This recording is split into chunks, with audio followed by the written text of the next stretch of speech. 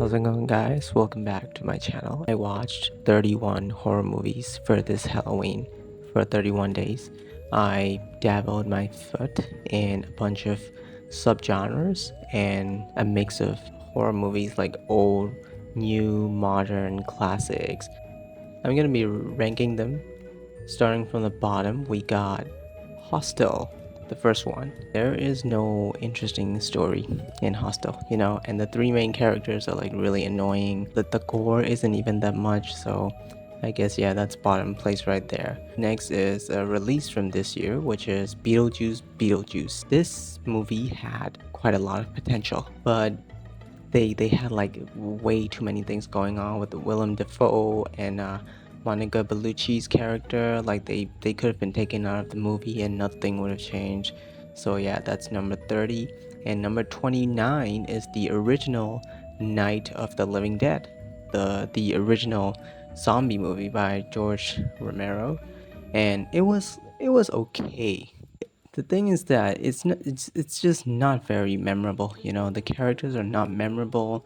I don't remember any of their names. Like I just forgot about them the moment the movie was over. Yeah, but I would say it's like the first zombie feature film. It was quite good, I guess. And the next thing is Trick or Treat. I would say it's very fitting. It's very fitting for the Halloween aesthetic because like they have a lot of interesting ideas going on, but the execution is quite flat in my opinion. And this was recommended to me by someone because they thought, this was like the quintessential Halloween watch. And while I agree, I think it's just okay at best. And then number 27 is the Hollywood kind of remake of The Grudge.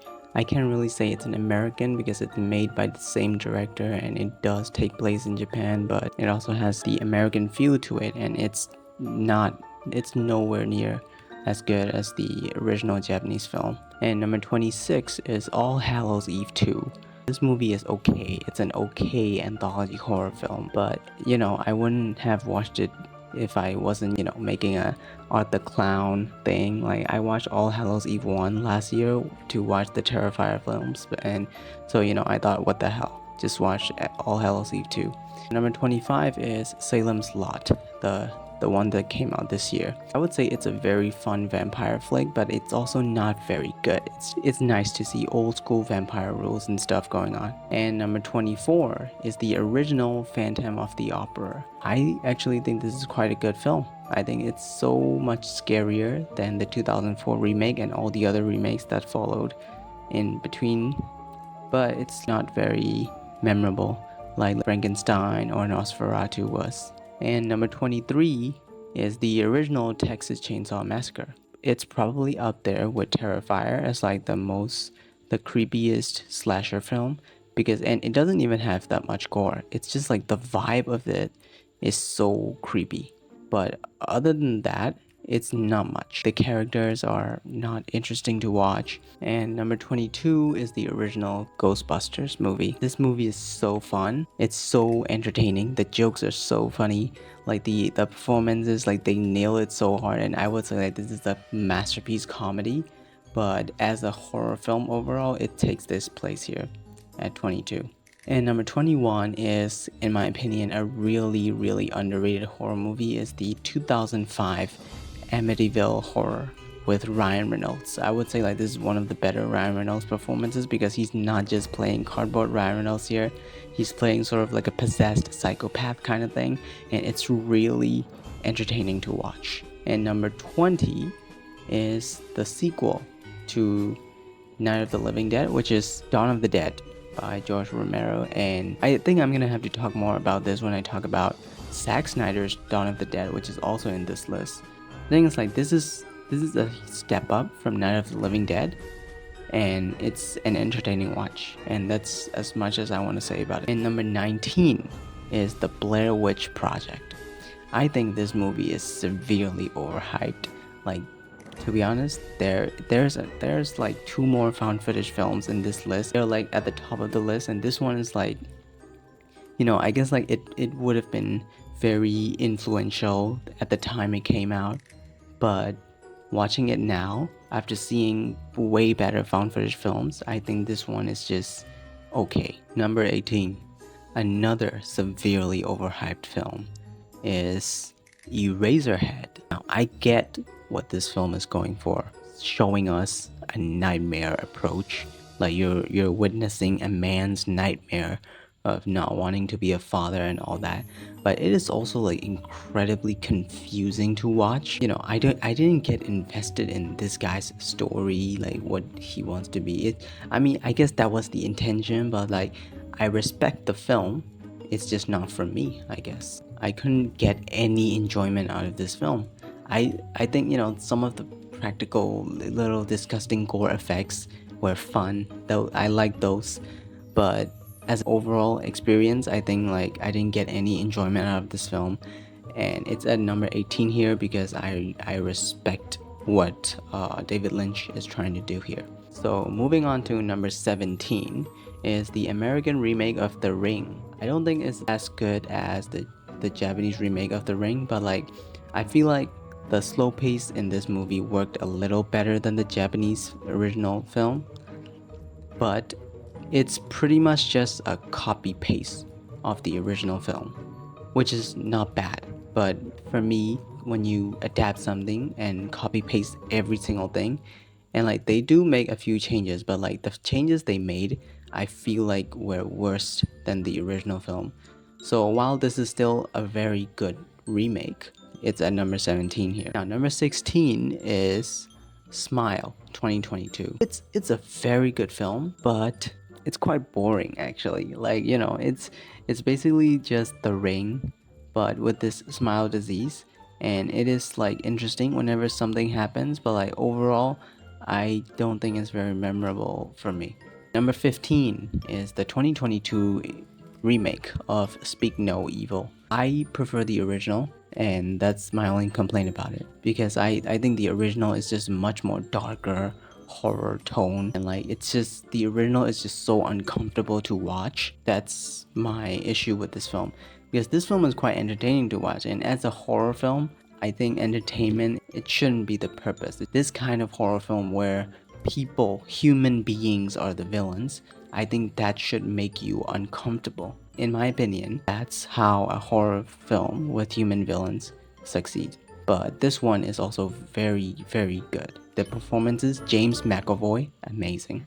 And number 14 is Oculus. Oculus is also another film that was recommended to me, one of James Mangold's earlier projects, and I think it was really good. Nightwing from the Titans is here with Karen Gillan. So mind-boggling seeing how two of them battle this demon and you can't tell what's real, what's fake. It's really an interesting approach to the usual horror stuff, and seeing the two timelines. This is a really, really interesting typical horror kind of film. And number 13 is another found footage kind of thing, a really interesting approach to filmmaking, which is Host. This is actually one of the most enjoyable films out of the list here, but it is at number 13 because there are just way too many plot conveniences here, because this film is told through perspectives of the camera lens, right? But sometimes like the characters would just carry laptops over and walk around to show the demon and whatnot, and it kind of breaks the suspension of disbelief there. But yeah, overall it's a very good experiment of a film. And number 12 is the original Japanese Ring, and I would be just reiterating my points when I was talking about the American remake. This is a very effective slow burn film. I love the characters here. I love the whole like, you will die in 7 days kind of thing, and you try to figure it out. The way like the kid comes into play, and then the ending where like they go to pass the curse onto someone else, it's very dark. I love it. And number 11 is the Zack Snyder remake of Dawn of the Dead. This is so good. I hadn't seen this when I was watching Zack Snyder's Army of the Dead, and I was like, okay, Army of the Dead is like, very entertaining. It's not Train to Busan, but it's a great zombie film until I saw this. Like, this film is just a perfect recipe, for a great film, I guess, because they have like Zack Snyder's direction and James Gunn's screenplay. Both of them are like these big figureheads in the DC universe, which is funny because they got their big breaks here. This is just a very entertaining and like intense film to watch. The zombies are amazing, the characters are so engaging. It's awesome. Number 10 is a very old Japanese film called Onibaba. I was a little disappointed with this, to be honest. It's still a very good film, but I was kind of disappointed. I chose this film because I saw Willem Dafoe putting it in his Criterion collection, and I was like, oh, okay, this is, this looks kind of interesting. And then I watched it, and it wasn't really like a horror movie per se. It was just showing the effects of war and how desperation has on people. It's a really horrifying theme going on throughout this film, and like the ending is just so sad. But overall, as a film, like, you don't really get attached to the characters, and I think that was the disappointing factor for me. But I think overall it's still a great film. It's a very good watch. Number 9 is the Japanese Ju-on the Grudge. This film is just creepy, man. Usually I don't like movies that switch from one main character to another, and this film does it a lot, but it's going through the anthology route while having all of them be connected. Some of them are also like quite sad with the father and the daughter thing, and the ending is very dark. Among all the Japanese films I watched for this list, this one is definitely the best one. And number 8 is Ready or Not. This is very entertaining. It is way too entertaining for me to not put it in the top 10 in this list here. Number 7, the original Danish film Speak No Evil. This one, again, I would just be reiterating my points for the 2024 remake I spoke about earlier. So yeah, very dark film, very uncomfortable watch. I think for that, this is great. Number 6 is Smile 2. This film is just basically just Smile. That's the main criticism I can give it. Like, the plot is very similar to Smile, but in here it's just like dialed up to 11. It had me engaged throughout. I wasn't bored at a single moment. Naomi Scott, fucking phenomenal, man. This film is amazing. I loved it. I see a lot of people saying that, like, oh, the ending is so predictable. Maybe I'm just dumb or something, but I did not see that coming, so I absolutely loved it. Number 5 is Terrifier 3. This is peak Terrifier. Alright. I think it's better than 2. This is the better Killer Clown sequel of 2024 where he gets a girlfriend. I'm talking about Joker 2. But yeah, it's so violent and the kills are so gory. I love it. Like, this is best gore film or everything in the list here.